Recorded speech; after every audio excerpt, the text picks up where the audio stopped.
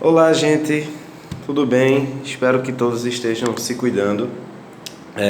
A aula de hoje é bem curtinha, acho que eu venho falando isso todo vídeo, mas a de hoje é bem rapidinha quanto a conteúdo e a gente vai fazer alguns alinhamentos aqui, certo?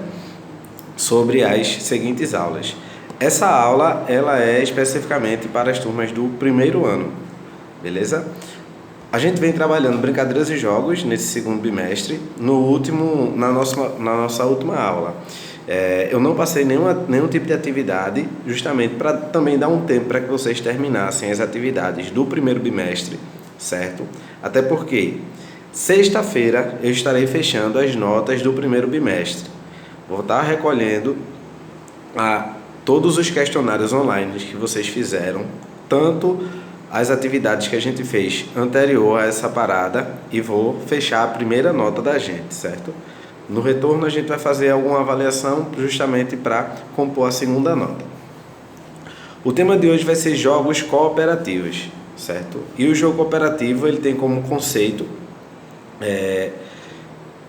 o seu conceito nasce a partir de uma preocupação excessiva com a sociedade, pois a sociedade moderna ela atribui um sentimento de competição a quase tudo. Então o jogo cooperativo ele surge meio como com uma ideia para contrapor e quebrar essa lógica competitiva a qualquer custo, certo? Como alternativa dos jogadores jogar com o outro e não necessariamente só contra o outro. A gente vai ter a própria competitividade dentro do jogo cooperativo, mas essa competitividade ela está ligada a um bem maior e não só a ganhar ou perder, certo? A um objetivo específico de um grupo. E eles surgem como uma forma de superar desafio e não necessariamente superar o outro. E também ele se liga muito ao gostar do jogo e não acabar com o jogo porque quero vencer, certo? A gente pode ligar os jogos cooperativos à nossa vivência em sociedade, entendendo isso até a gente também vai ter uma atividade voltada para este fim, a gente entender como os jogos cooperativos eles podem funcionar como uma ferramenta de aprendizagem para a gente viver em sociedade, vamos dizer assim, certo? E nos jogos cooperativos a gente também tem que os jogadores eles começam a se interessar pelo que o outro também tem a oferecer, não necessariamente só o que eu posso fazer, certo? E ter a consciência que os interesses e os sentimentos eles podem ser mútuos, podem ser divididos e compartilhados. Como eu já falei, esse jogo ele não é estruturado só entre ganhar e perder. Ele tem uma diminuição dessa tensão, certo? No material que eu estou mandando para vocês, no material em PDF, que serve de apoio, eu trago uma tabelinha de comparação entre jogos cooperativos e jogos competitivos, certo? Eu vou exemplificar aqui algumas porque vocês no material podem olhar de uma maneira melhor. O jogo cooperativo, trabalho em equipe. O jogo competitivo, favorecimento do trabalho individual, certo? Jogo cooperativo, todos fazem. Jogo competitivo, teoricamente um faz em detrimento dos outros. E jogo cooperativo, diversão para todos. E jogos competitivos, diversão à custa de outra pessoa, certo? Essa daqui é Hermione. Ela é muito agarrada ao pai e fica atrapalhando as aulas, mas ela vai ficar aqui, certo? Tipos de jogos cooperativos. A gente tem jogos cooperativos sem perdedores, certo? Todos os participantes vencem, mas isso não quer dizer que não tem uma competição. Por quê? A competição em si, ela pode estar dentro do próprio jogo, o próprio superar desafios, fazer algo em um tempo menor do que o que a gente já fez anteriormente, conseguir superar uma barreira, certo? Jogos cooperativos de inversão são jogos em equipes, mas que o resultado ele vai estar variando constantemente. Um dos exemplos para isso é o queimado invertido. Vocês do primeiro ano ainda não vivenciaram essa atividade comigo, mas é o queimado tradicional, Só que ao longo do jogo eu começo a misturar os times. E aí você não sabe mais em que time que você está. Isso é interessante porque as pessoas que são queimadas, elas têm a oportunidade de voltar para o jogo, certo? E ao mesmo tempo que elas voltam para o jogo, elas também se perdem do seu time. Então fica o jogar pelo jogar. Fica uma loucura, fica um caos organizado, porque você começa a queimar e ser queimado aleatoriamente. E esse é o princípio, é que todos possam participar, todos possam executar aquela atividade, mas não necessariamente envolvendo a competição de ganhar do outro, mas se divertir dentro daquela prática. Mas existe um vencedor nessa temática. Quando a gente retornar, eu faço essa atividade com vocês, que ela é bem bacana. E os jogos cooperativos de resultado coletivo, certo? Também são jogos que envolvem equipes, mas com o objetivo de desviar a atenção do resultado e focar no desenrolar do jogo propriamente dito, certo?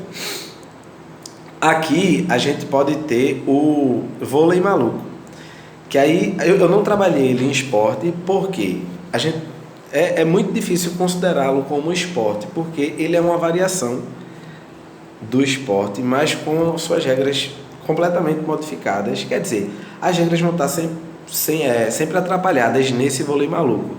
Por quê? A gente vai estar correndo de um lado para o outro na quadra. É um jogo que você não para, certo? Enquanto o vôlei a gente tem a estática, que é uma equipe de um lado, uma equipe do outro. No vôlei maluco a gente vai estar correndo de um lado para o outro, certo? Mas na volta a gente também pode retomar com essa atividade. Bom, gente, essa é uma pequena apresentação sobre jogos cooperativos. Junto com esse vídeo, junto com esse material em PDF, eu vou mandar para vocês um questionário com 2 perguntinhas que vocês respondem online mesmo, como foi nos últimos, sobre como os jogos cooperativos eles podem auxiliar na nossa vivência em sociedade e como a cooperação ela pode ser uma ferramenta importante na situação em que estamos vivendo, certo?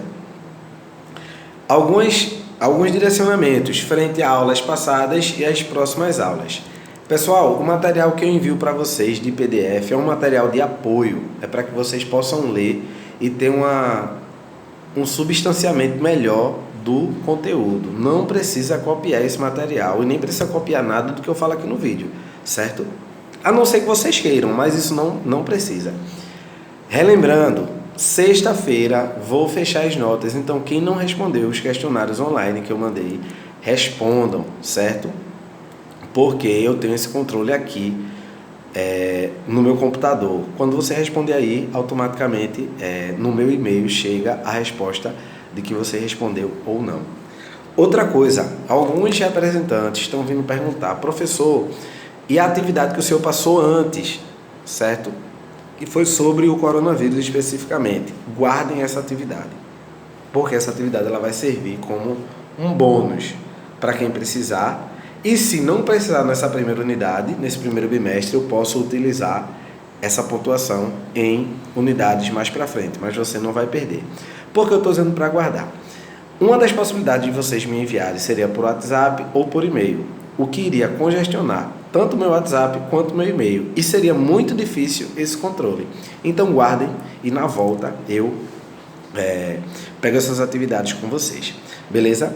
Gente, hoje eu vou estar enviando esse vídeo e no próprio vídeo vai ter um linkzinho para um vídeo, um curta-metragem, uma animação sobre o trabalho em cooperação, sobre o trabalho em equipe, certo?